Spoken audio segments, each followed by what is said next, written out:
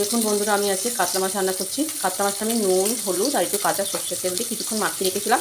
এবার এটাকে আমি ভেজে নিয়েছি। ভাজা হয়ে গেছে, এটা তুলে নেব। এই যে মাছ ভাজা হয়ে গেছে, এবার জিরে আর তেজপাতা ফোড়ন দিয়ে দিলাম। দিয়ে একটা মশলা আমি ভিজিয়ে রেখেছি, জিরে, হলুদ আর একটু কাশ্মীরের চিলি আমি ভিজিয়ে রেখেছি, সেটা আমি এটা ঢেলে দেবো।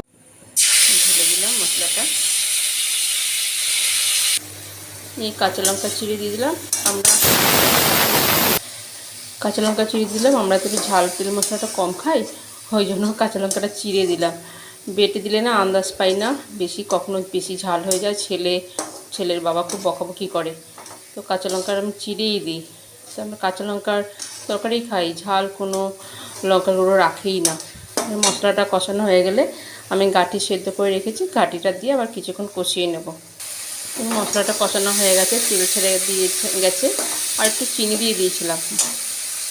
এই গাঁটিটা একটু সেদ্ধ করে রেখেছিলাম, এবার এটা দিয়ে আমি একটু কিছুক্ষণ কষিয়ে নেবো। দিয়ে পরিমাণ মতন ঝোলের জন্য জল দেব। পরিমাণ মতন জল দিয়ে দিয়েছি। এবার এটা একটু ফুটলে মাছগুলো দিয়ে অল্প একটু ফুটিয়ে নামিয়ে নেব। আমার মাছের ঝোল হয়ে গেছে, কাতলা মাছ দিয়ে গাঁটি। এবার একটু ধনেপাতা দিয়ে নামিয়ে নেব।